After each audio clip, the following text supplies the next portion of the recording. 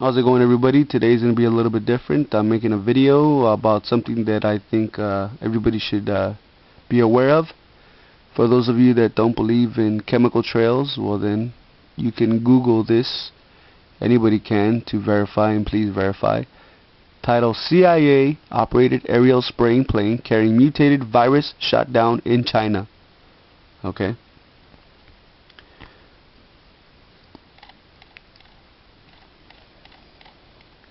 Reports circulating in the Kremlin today are stating that a U.S. government-contracted airplane piloted by American CIA agents and carrying a cargo of a mutated swine flu virus intended for aerial spraying was shot down at China's Shanghai Pudong airport by a saboteur team of what are believed to be Israeli Mossad soldiers, seeking to prevent an American attack upon one of their Central Asian bases located in the Central Asian nation of Kyrgyzstan. According to Chinese media reports on this incident, the stricken Zimbabwean MD-2 plane, owned by the CIA-linked Aviant Aviation Company operated by a former British military officer named Andrew Smith and registered in the UK, killed 3 American CIA agents and injured 4 other personnel who are reported to be from the United States, Indonesia, Belgium, and Zimbabwe. Most interesting to note in these reports on the victims of this plane shoot-down is that the Indonesian man currently being treated for his injuries has confessed to Chinese secret police forces that he is a technician employed by the United States Navy at their mysterious Naval Medical Research Unit No. 2, or NAMRU No. 2, NAMRU 2, located in Indonesia. That Indonesian Defense Minister Juwono Sudarsono had previously called for the closing of because its operations were too secretive and were incompatible with Indonesia's security interests. Even more interesting to note about this U.S. Navy secret bioweapons base in Indonesia, the world's largest Muslim nation, was its establishment in cooperation with the Rockefeller Institute, especially with it being the main center for the Americans' viral disease program.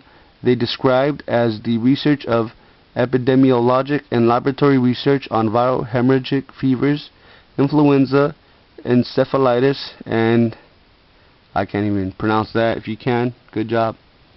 And the head of this institute, David Rockefeller, long calling for a massive reduction in our world's population, and to the agenda currently underway to radically change our world through the mass death of its population.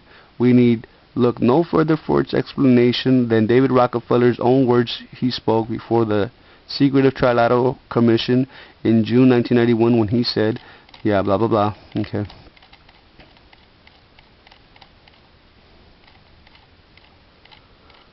To the United States employing planes to spread a mutated swine flu virus around the world, we have further reports from China, and as we can read,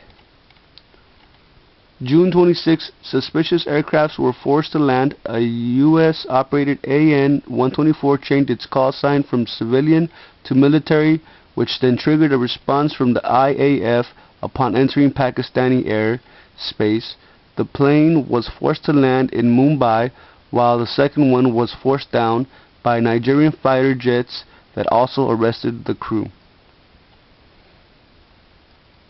According to reports, China's People's Liberation Army Air Force contacted the Indian and Nigerian intelligence officials about the presence of these U.S.-operated Ukrainian aircrafts amidst growing concern that the United States were spreading biological agents in the Earth's atmosphere, also which some Chinese officials believe to be an attempt to mass genocide via the spread of H1N1 swine flu.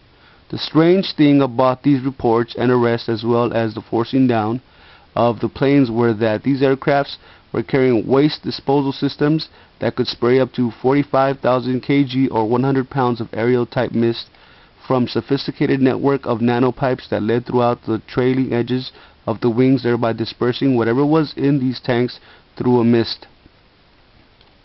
Reports of these U.S. planes over Ukraine have been reported as well, and as we can further read, authorities in the town of Kyiv, Ukraine, denied any spraying of aerosolized medication by aircraft over the city. This after it was reported that light aircrafts were seen flying over the forest market area that sprayed an aerosol substance to fight H1N1 or swine flu. 5 sources confirms this, and the local newspapers of Kyiv also received hundreds of phone calls from residents and business owners close to the area the planes were spraying the suspicious substance. Not only that, but local businesses and retailers were advised to stay indoors during the day by the local authorities. Kind of suspicious. As if that is not enough, the government authorities also pushed the radio station in Kyiv to deny the reports. Online on forums, websites, and blogs, reports came in about eyewitness accounts that confirms this. There was also reports of the helicopter spraying aerosols over Kyiv, Lviv, and Ternopil, and throughout the Ukraine.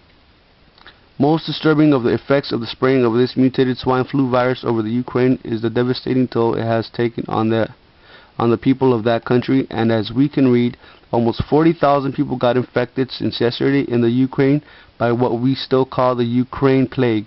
But doctors have said recently that this is a stronger case of H1N1 or swine flu that has mutated and has that effect on the lungs, where it destroys the lungs and fills it with blood.